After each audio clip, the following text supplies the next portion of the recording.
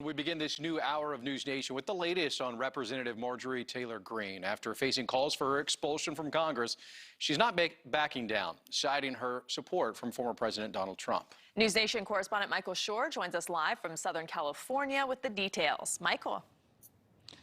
Rudabeh, that's exactly right. You have Marjorie Taylor Greene, who is being very forthright about what she believes, being very outspoken. You have a lot of Democrats in the Capitol and around the country speaking out against her, and very few Republicans speaking out in favor of her. She started the day today on Twitter talking about her conversation with Donald Trump, but the week for Marjorie Taylor Greene begins Monday when the House is back in session, and she's going to have to speak to her leadership and to other members of her caucus.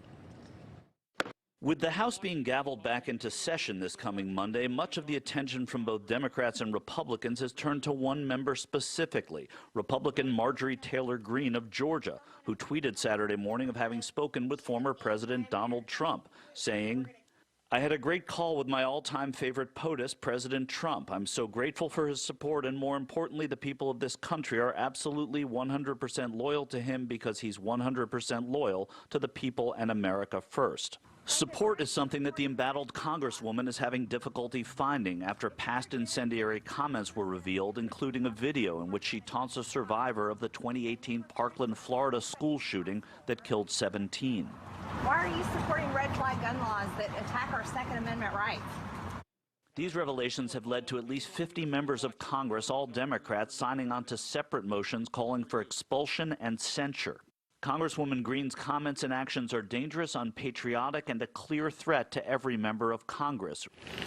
House Republican leader Kevin McCarthy planning a discussion with Representative Greene in reference to her comments and video. His office confirming to News Nation Saturday that they'll meet this upcoming week.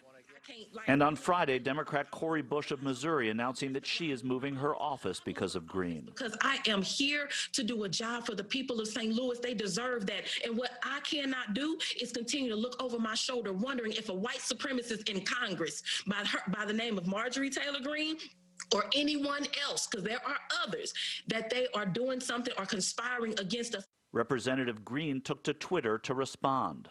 "You instigated and attacked me, not the other way around, and stop playing the victim," Representative Cori Bush.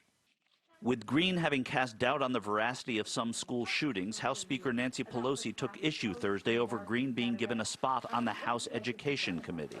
What I'm concerned about is the Republican leadership in the House of Representatives, who was willing to overlook, ignore those statements, assigning her to the Education Committee when she has mocked the killing of little children at Sandy Hook Elementary School. Greene incurring the wrath not only of the Speaker, but of groups ranging from anti-gun advocates to the Republican Jewish Coalition, who issued a statement saying, "The RJC has never endorsed or supported Marjorie Taylor Greene. We are offended and appalled by her comments and her actions."